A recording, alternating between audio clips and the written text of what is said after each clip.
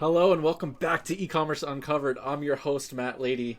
We are here with Bradley who's a chief growth officer at the Out Loud Group. They're a leading influencer marketing agency. Brad, thanks for coming on the show. How do we measure influencer marketing the right way? Well, Matt, it's so good to be here. I appreciate you having me on. And what I would say is if you're trying to do influencer marketing and you don't know how to measure it, stop right now because you're probably not going to be successful. And even if you are, you won't know it. And if you're not trying to measure it, you don't really want to do a whole lot in influencer marketing. So with that said, let me actually answer your question about how to measure influencer marketing. So I think that the number one thing to know is that it doesn't fit neatly into the bucket of brand or performance because influencer is truly a full funnel activity. So you're going to be hitting on awareness, consideration, and conversion. And it depends, it gets nuanced quickly here, right? And people don't want to hear that, but depending on what platform you're doing influencer on. But from a high level, when you're looking at awareness, you're really looking at what's your efficiency in terms of getting meaningful, healthy eyeballs consuming the content, right? So we're not talking about a hit parade of impressions, but we're talking about meaningful advocacy from someone who people psychologically trust and have opted in to click that follow or subscribe button. By the way, for sure, you should do that for this podcast if you haven't, right? Would you agree with that, Matt? Yes. Please like, subscribe, leave a rating and review, all that good stuff. Yeah, I love it. Yeah, please do that. But I think that's a really important mental call out is that psychologically people have said, I want to hear what this person has to say. I trust their recommendations. And oh, by the way, I probably have ad blockers on that I hate to be sold to, but I actually care about what this person has to say. So you're looking at, what's your efficiency in terms of awareness, upper funnel, right? So you should have on the denominator, per unit of cost for all of that, right? But you do want to see that and it's meaningful. But that's only one part of the story. The second part is consideration. And here you're saying, okay, how did I do in terms of getting people from the influencers platform? Let's just pick YouTube and then get them over to my brand's website. What's that efficiency, or we call it the click-through rate? And then what's the cost per session, right? So I now have an educated, informed customer on the brand's website. And as a brand, you probably know what the value of that educated, informed customer is on your website. So let's give credit to that and try to make sure we're quantifying how efficiently we're getting informed consumers on your website. Because then obviously, we can cookie them, we can target them, we can retarget them, and there's a lot of goodness there. And then finally, I think the easiest piece is really around conversion, right? It's pretty straightforward. What a consumer is actually paying you. It gets a little bit more challenging in terms of retention rates and add-ons and cross-selling over time. But out of the gates, you're able to tell that. And then the last piece, and I promise I'll stop talking here, is what's the unattributable component to that? Because there's an attributable with influencer. I mean, we've heard creators say, hey, go to brand.com/creator name to check out this new offering. And that's great. And a lot of people follow that.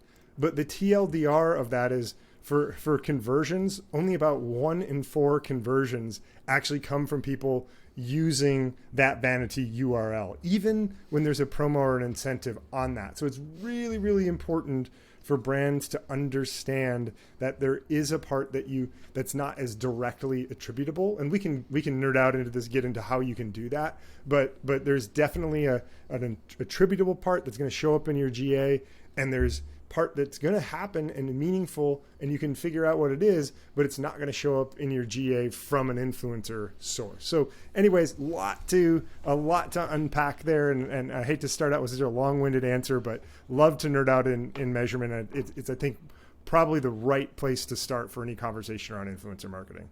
Yes. Really appreciate the overview of how to break down the funnels and the metrics and different stages. I love that point about depends on the platform, even TikTok versus Instagram versus YouTube, probably different. You're expecting different things. So as a brand, you said, I don't know how to measure it. So you said stop. So I'm stopping. I'm not doing any influencer yet. Brad, how do I get started? What's the benefit of influencer versus paid ads? If I'm an earlier brand, what are my trade-offs? What are my options? Why who would you recommend start with influencer? Yeah, really good question. And for me, all customers aren't created equal, and I think that's one of the things that brands, especially early on, can struggle with, is that, look, we're looking, all dollars are created equal, but all customers are not. So you can look in your Shopify or whoever you're using and see what the dollars are. But what you really want to do is figure out who the right customers are. And I feel like here in 2021, the word customer persona is becoming like a little bit of a dirty word. But ultimately, I think when you're talking about influencers, like, you want to talk about that core customer of yours that really embodies you. And the example that I would use is like the North Face, right? Never stop exploring. Well, 98% of their audience is probably people that live in suburban areas and that are a tad overweight and are not ever going to be climbing mountains. But guess what? Like, that customer that they're targeting is actually the person that is a mountain climber in remote areas. And so all that background to bring to this point, which is, go after that creator that really, really embodies who you are. And there's a ton of value there for an early stage brand, because you can get photography and images and feedback in remote locations around the world. And you can use that photography then on your website, assuming the creator agrees to it. And that's an important piece to make sure you're totally above board there with what you're doing. And then it opens the doors for a longer term partnership. I mean, they might be an ambassador on your website. Oh, wow, this is helping SEO, SEM, in addition to the content. And then, you can continue to advance it in terms of, like, maybe they contribute content to your website. Maybe they're a guest on a podcast. And then one of the things that I think is really emerging, and we can get into, is influencer paid social.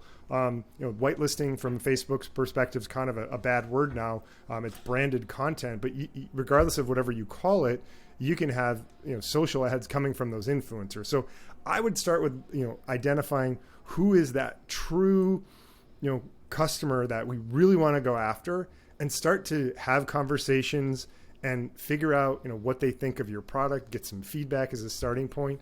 And then, just kind of like when your car's stuck in the snow, just start to get a little bit of movement. I wouldn't even worry about exactly what you're going to do. I wouldn't start with an offer. I'd start with a relationship and try to get some exchange of information back and forth between the brand and that core customer. So don't ask them to marry you on the first email. Probably not. No, probably not. Coffee, a drink, maybe dinner if you want to be really aggressive. But no, I think it's great, to be transparent and above board about what you're trying to do. But if you're a reasonably new e-commerce brand, the reality is you probably don't know exactly what good would look like for this partnership. Mm-hmm. And I think it's fine to acknowledge that, but also to say, like, hey, but here's one of the things I was thinking maybe we could start with. Yeah. Okay. So just get started and start small. Smart with it's a no-brainer, but start with your customer persona as a creator. What size, what platforms would I start with? Say I'm a standard apparel brand that's a lifestyle, that is like a certain niche, right? So maybe even like your guys' brand, maybe even as a point of reference, right? Like, where do I get started with? I know my target person, but what platform, what size of followers, does it matter? Talk through that a little bit. Yeah, absolutely. And for context for listeners, right? So, like you mentioned in the intro, we're the Out Loud Group. We're an influencer agency. Work with a lot of mid-sized, larger brands, but we also have a DTC brand, which is reasonably early stage. It's Muskox, an outdoor men's apparel brand. And so for us, when we're trying to figure out what platform we want to reach out and who we want to do, we think first about, hey, our product ultimately is a very visual product. Not all e-commerce brands are visual products, but for a clothing and apparel brand, like, so much of what we're doing is setting the lifestyle and helping to connect the brand with certain imagery and really emotional feelings. And so we think that's really easily done with respect to Instagram. Don't get me wrong, we love video content and trying to get to that, but again, like going back to the KISS methodology and keeping it simple right out of the gates, like getting photographs and being able to engage with creators that way can work really, really well. And just reach out to folks. Our approach, and we know a lot of creators in the space, so I'm kind of taking that as a separate thing. But with the creators that we didn't know that were smaller, we've reached out to creators that are somewhere between 5 and 30,000 to 50,000 followers, and introduced ourselves directly, and asked if they wanted to stress test some of our gear in exchange for sharing some of their honest feedback and thoughts. And that's treated us well, because we've gotten some, great thoughts. We've gotten some great content. And it's been good for the creators to continue to sort of build relationships with a growing brand as well. And it's something that I think they're excited about. And it's turned into a revenue stream for a number of them. So I want to make sure I understand. You didn't ask them and tell them that you're going to pay them, and you're pitching them on, we'll give you all the free product for the rest of your life. Nothing like that, right? Yeah, out of the gates, we talked to them and shared who we were, what we were doing, and we asked them if they'd be interested in taking a look at one of our flannels, which of course are amazing, right? And being willing to post about it in exchange for us sharing the flannel.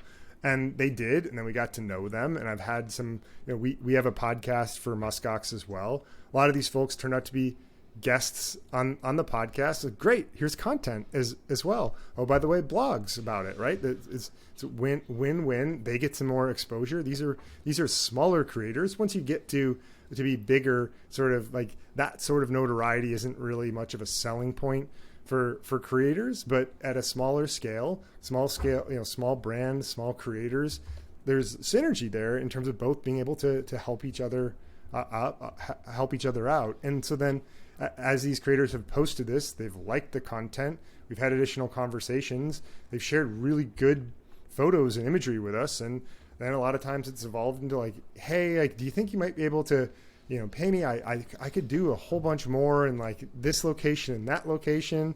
And then it's like, yeah, there's value to do that. So heck yes, we can. And then they're sort of driving those opportunities to us as well. And that's something that can be exciting. And then the final part is, it's a small world with these creators in these specific niches.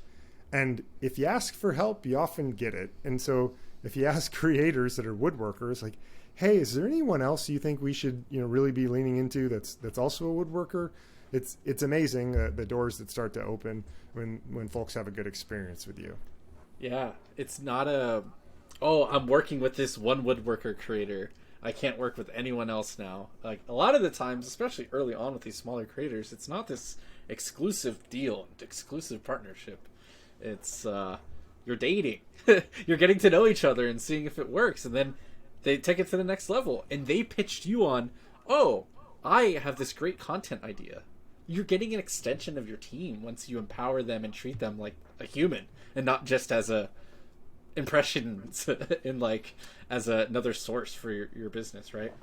Yeah, exactly. And then guess what? Like, they start to tell their friends and family as well, and so they're excited to be able to partner with a brand. So it's really kind of fun to be able to grow and grow up together, sort of as siblings in a family. I don't know if that analogy holds water, but we can run with it.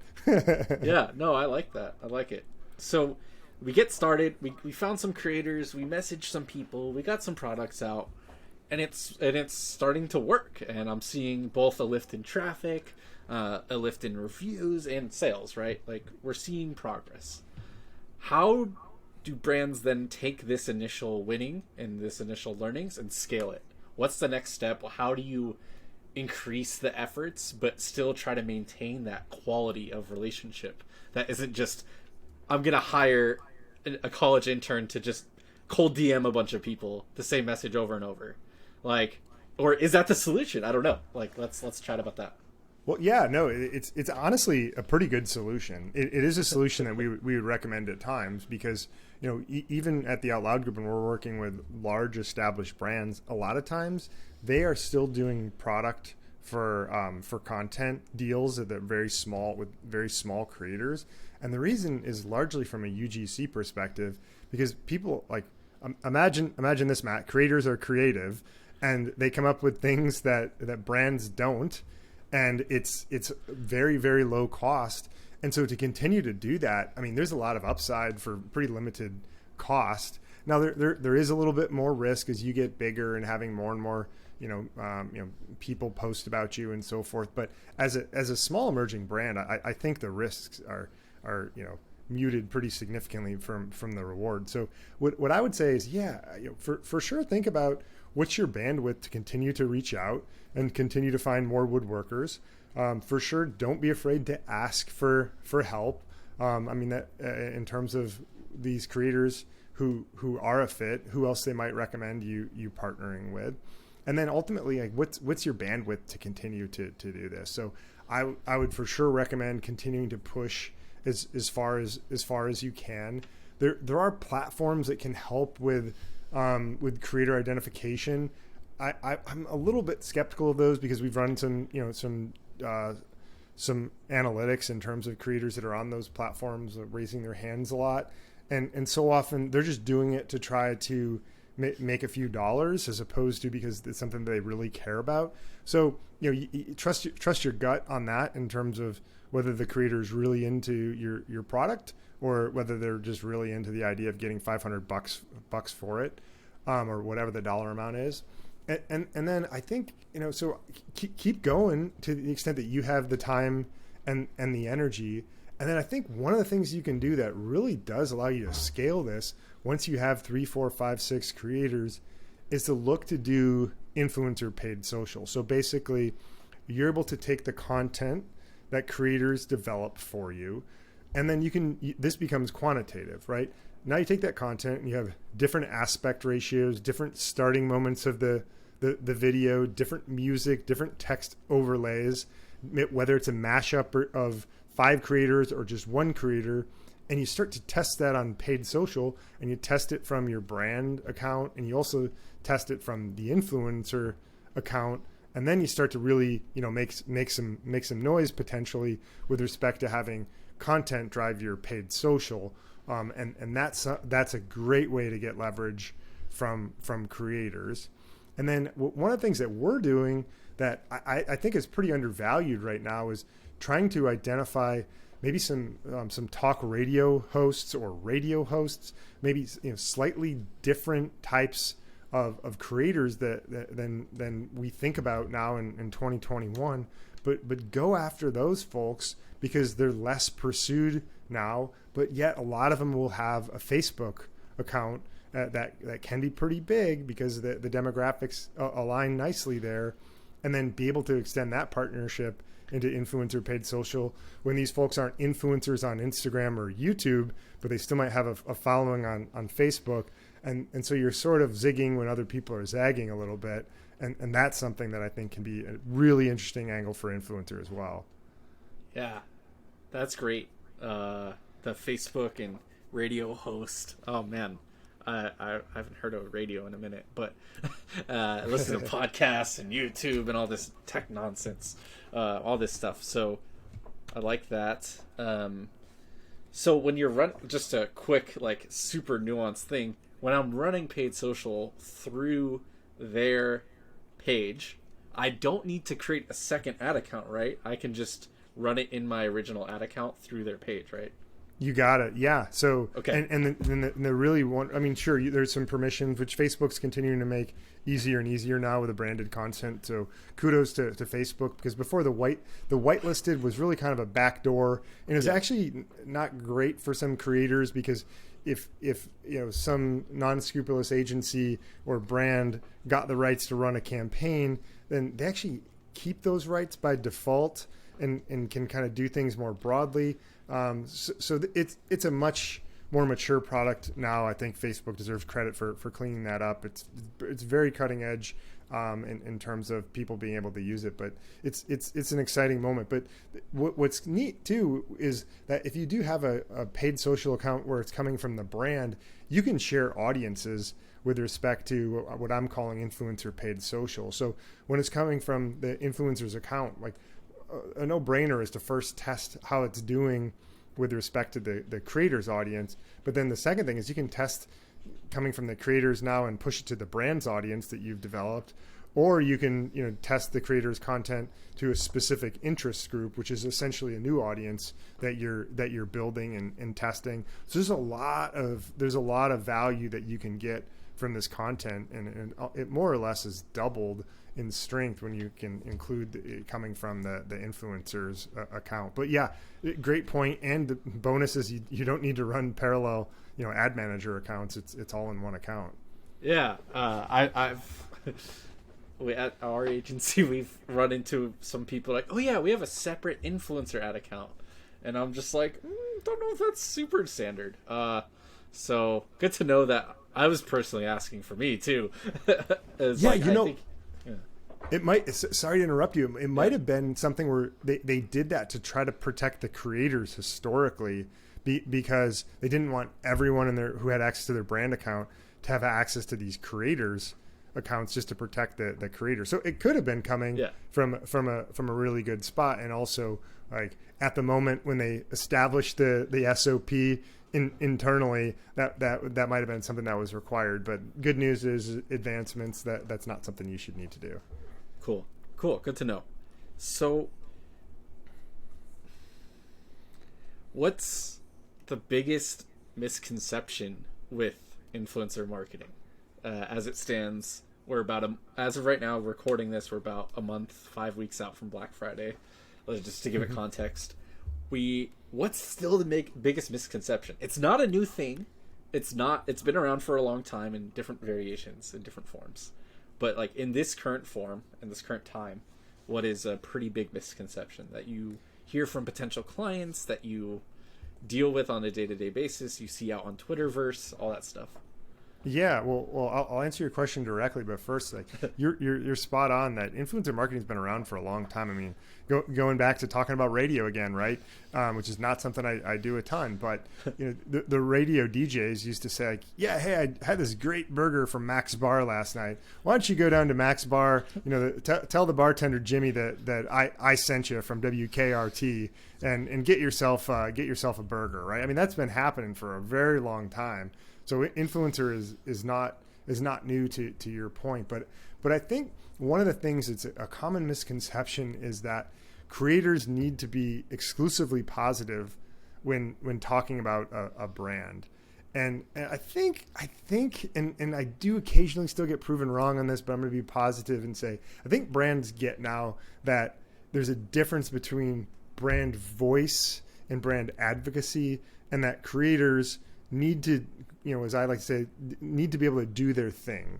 And they're a terrible puppet. They're going to be terrible about brand voice because they don't know the nuances, the cadence you need to say, the words you use, whatnot. But they don't care. They're going to be really effective as advocates. And so if we let them do their thing, it's going to generally be successful. And I think most brands have gotten to that point where they understand that.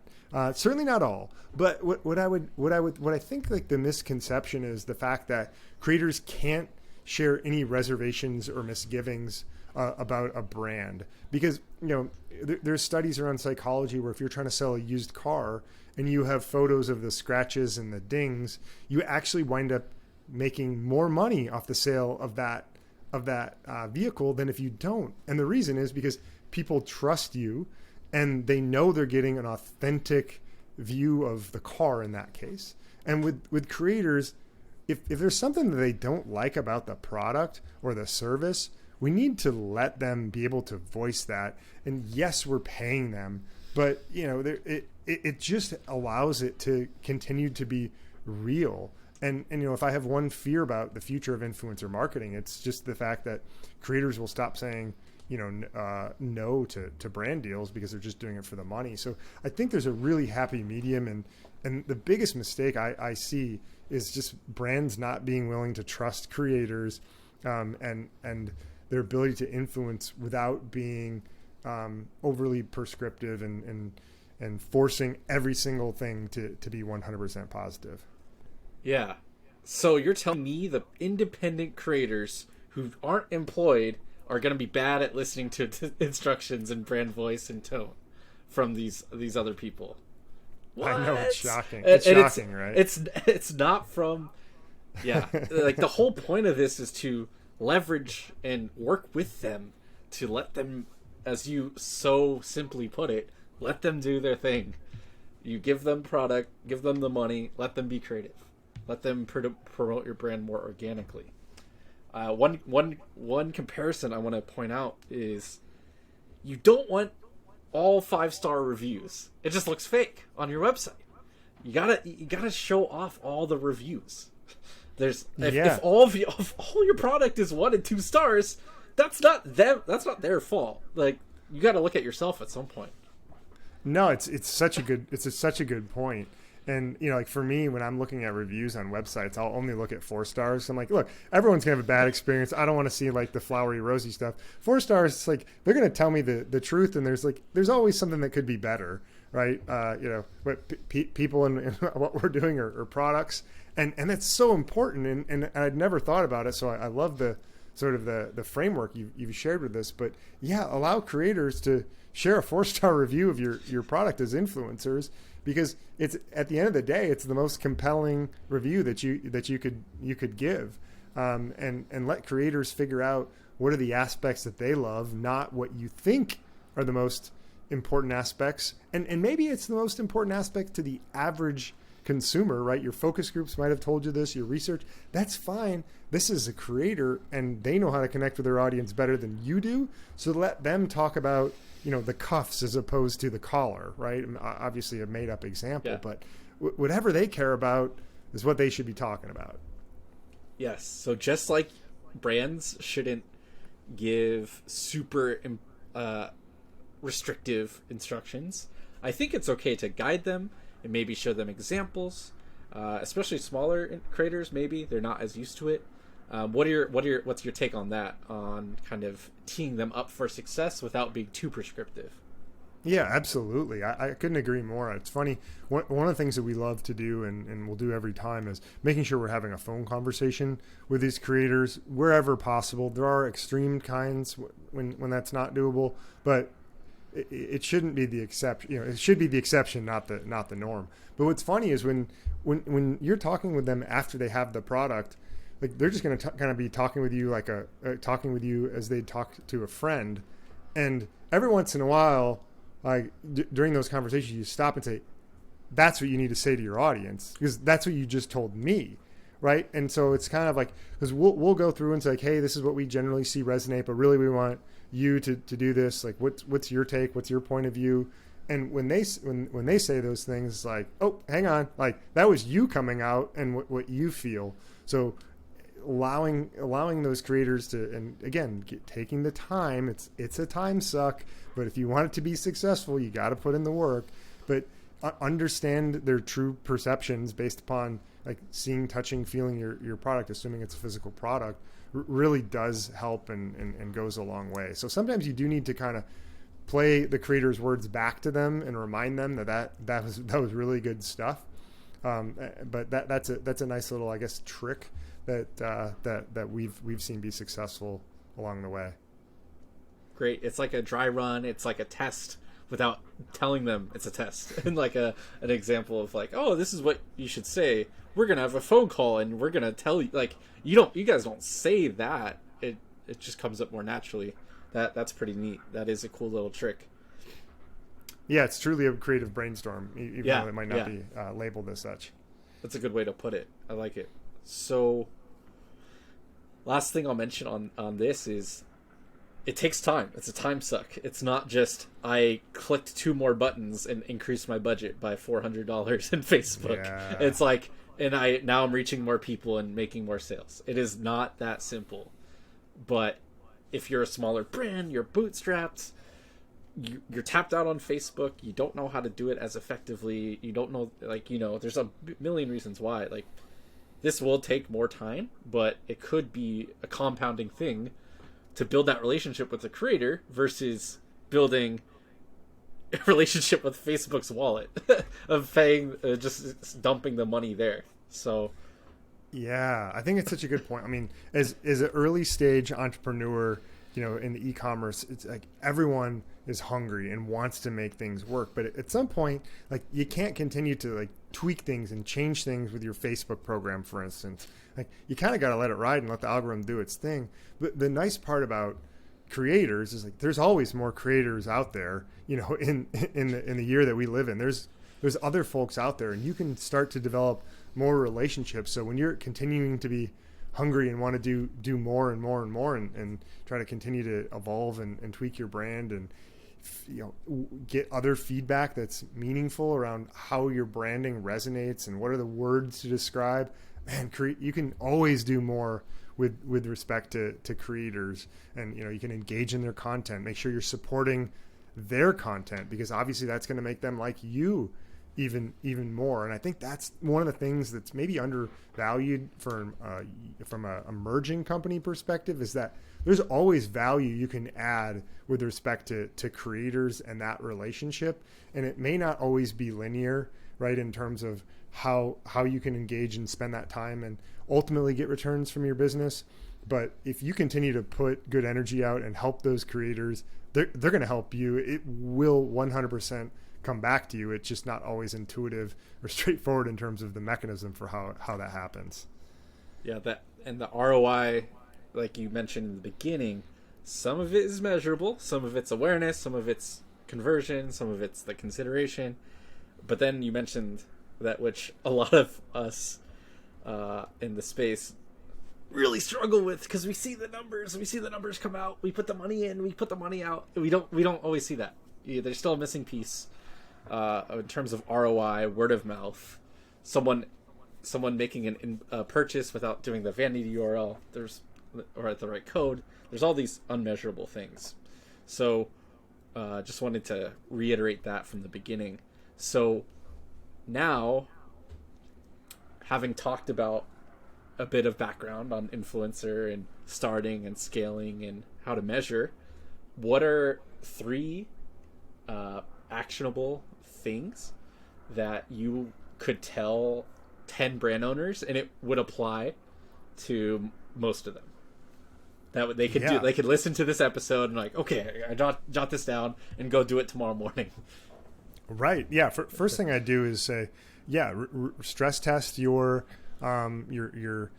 customer persona with real live people that are creators. So if you know who your customer is, then go identify those 10 people on a platform that are small, and engage with them on behalf of your brand, and see if they're willing to give you, at a minimum, feedback or test out your product, or potentially share some content around your product.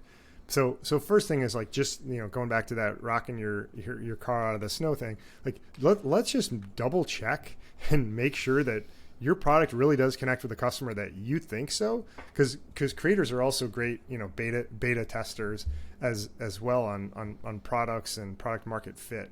So that would be tip number 1 that I would have. Tip number 2 would be to try to start, to scale what it is that you've done to date. And that might mean going up with bigger creators and being willing to pay them a little bit more for them to create content, because there's for sure scale there. Or it might mean to extend the number of creators that you're working with. I think that's something that's really important. And then the third piece that I would do is to really find ways that you can start to give some juice to those earlier stage creators on your page.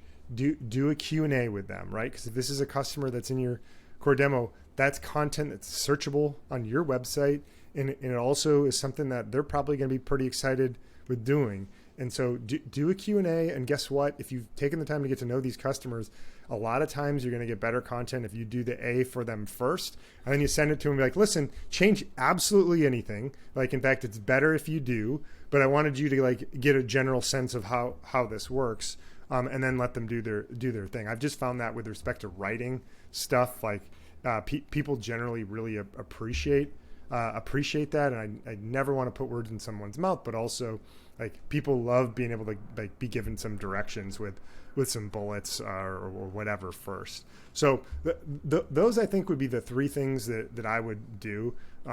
Somewhat dependent on the stage you are with creators, but it's going to really help you to understand product market fit, start to scale it out a little bit, and then develop content that will continue to pay dividends in weeks and months and years on your site, and also it's going to help the creator as well.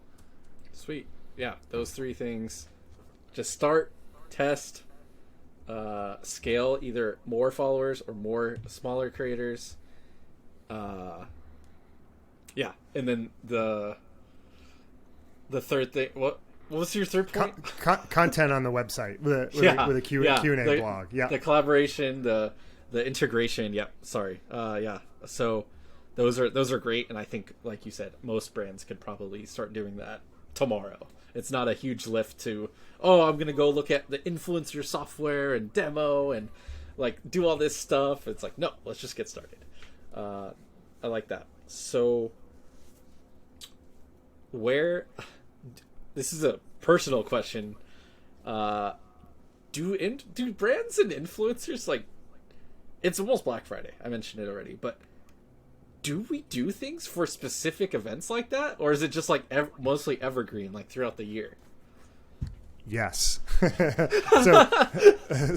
so yeah, but I think there's influencer from my POV is clearly a marketing channel that's evergreen, right? So you might have paid social, paid search, maybe you have some programmatic buys with banner ads, whatever else. And influencer marketing is a line item. At the Out Loud Group, we work with a ton of brands that are doing that every single month, right? We've got an influencer budget that we're turning and burning with. But also, influencer content's great for specific events, and of course, Black Friday is a great idea, and you could ruminate for a long time on different creative approaches too, but you could also try to ask some of the creators that you're working with, or give them some small dollars and say, like, hey, will you please create a piece of content for us for Black Friday? Like, you can do whatever you want, or sometimes you can say, well, you can do whatever you want, and we truly mean that, but also, like, here's an idea or two that we've been kicking around, because a lot of times people like to be able to have a little bit of a nudge to know they're in the ballpark, and then they can snowball it and make it bigger and better and have it be going faster and stronger with all the superlatives there. So I think engaging with creators for Black Friday, Cyber Monday is a fantastic approach, and something that is very timely for today. Yeah, and if you're really picking the right creators and you found that audience and that fit, I even think like potentially an exclusive Q&A with them, or like as a special like free gift with purchase. Like, if you have the right creator and the right audience, take our special that this creator was just promoting, and next week we're gonna all talk to them exclusively in a private Zoom. And it's like, it could be like, you can get creative. It's not just here's product, give us content, move on. For sure, the creator could do a giveaway, and they could announce the winner on an IG Live, for instance, for the brand. Whatever the case may be, and there's a lot of things that you could do. So I love where your head's at, and I think for anyone out there, it's like, get creative and see what the influencers think. Like, they might have some fun out of the box ideas, and let them test it. I mean, even if you aren't sold on the idea, I mean, if you're talking about a very low budget or no budget, or just product, take some risks. By all means, take some risks early on.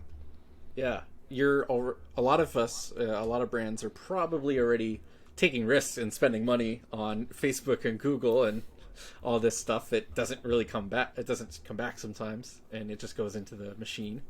So take some risks, okay? we've mentioned content and creative and paid social a lot with influencer, and even talking about the website, you did touch on that.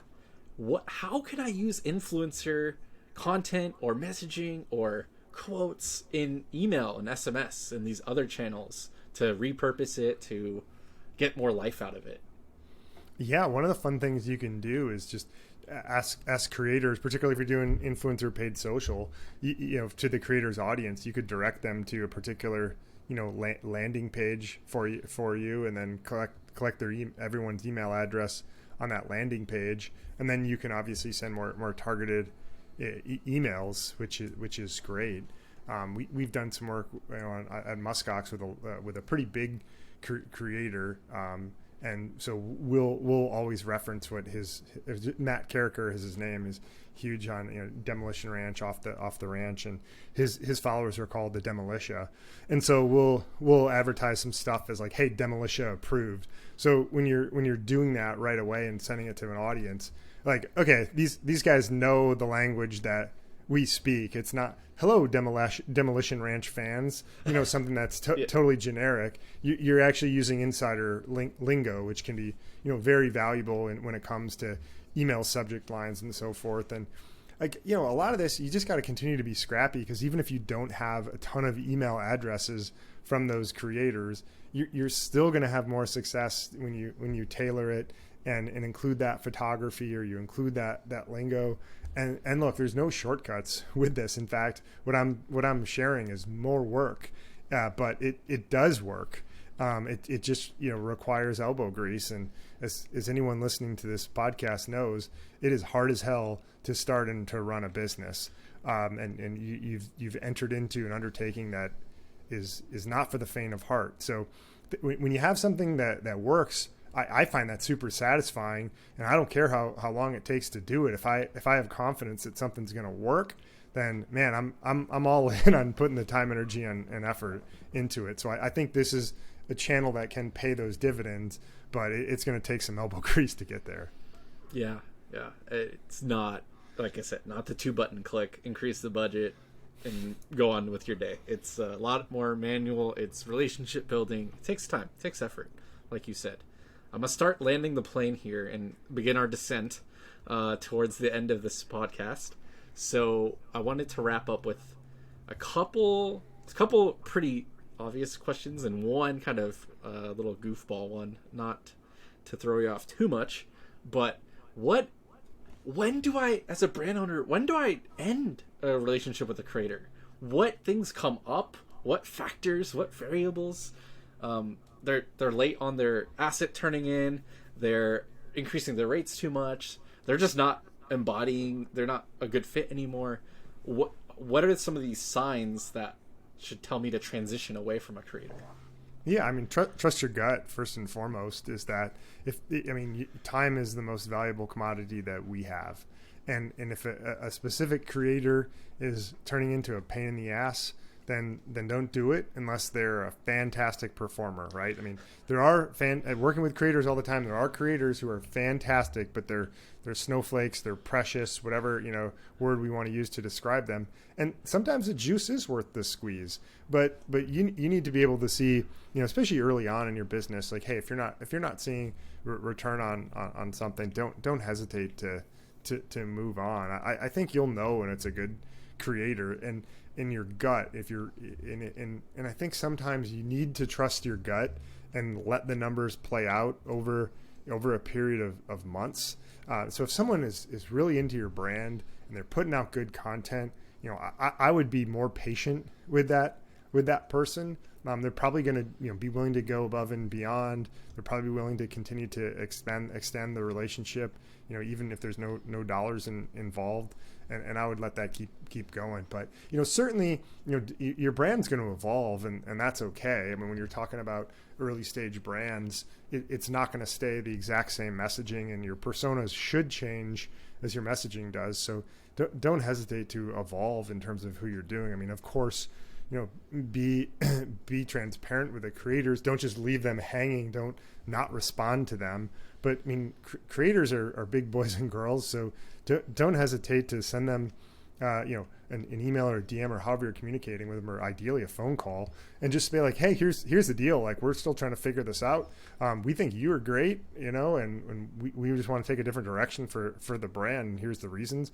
Or if they weren't great, I would say don't be afraid to tell them that in a constructive way, just to be above board about, hey, like we really like your content, but we just found that it wasn't as reliable, and so then we weren't actually able to get the use out of it. I find that like that people really appreciate like closing the loop and feedback and being willing to be direct and above board. And again, I think like that comes back to you in spades over time. Yeah. Okay. So just like you would an employee, a freelancer, contractor, just give them feedback and be honest with them and don't skirt around it. I see. Cool.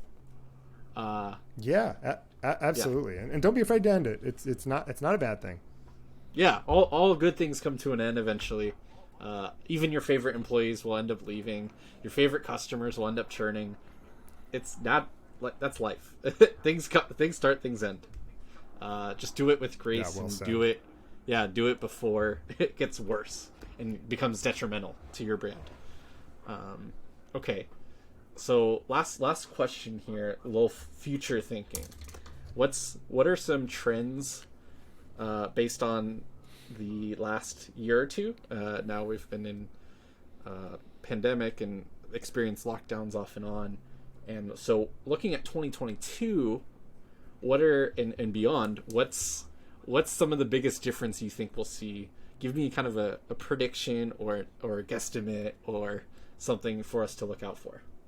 Yeah, so I think we'll continue to one, see the convergence of UGC, influencer, and paid social. And we talked about that already. We didn't use those terms. But I expect that to continue to be heightened and us to be able to measure success of an influencer across all those different metrics. I think that's a trend. And then the second I would predict is short video continuing to rock out. And obviously TikTok has had a meteoric rise that's boosted Instagram Reels, but it's also boosted YouTube Shorts, which I think is not getting as much chatter as it deserves, and I think that's really going to change over the course of the next 6 to 12 months, where I think YouTube Shorts will be pretty significant piece of the puzzle. And we all have short attention spans, right? So people like the short videos, and advertisers love being able to have a clickable link as part of it as well. So that's pretty powerful, and I suspect we'll continue to see more power from the short videos here in the near future. Yeah, I think that's pretty neat, and a good way for brands to keep thinking about, I don't need to always do a big photo shoot in studio and all this stuff. Send out some product, get some real shots, and get some real videos from the creators and influencers and your customers. Sometimes they can tell it and share it and show it better than you can. So I love that. I think that short video. I love it. Brad, thanks so much for your time. This 48 minutes just flew right on by. We're full descent. The plane has landed. Brad, where can people find you if they want to reach out about Out Loud Group, purchase a flannel, just talk to you about influencer stuff? Well, thanks, Matt. Ton of fun. Always love to talk shop, and happy to talk shop with anyone else who wants to. You can check us out at outloudgroup.com. You can email me, brad@outloudgroup.com. You can follow me on Twitter, bhoos, and Go Muskox is our men's outdoor apparel brand. Muskox is our name. Go Muskox is our website. And Go Muskox is all of our social handles there as well. If you're looking for that perfect flannel this fall, we've got you. Love it. Go Muskox, Out Loud Group, bhoos. Brad, thanks again for your time. Really appreciate it. Everyone else, thanks for tuning in. I'll catch you on the next episode.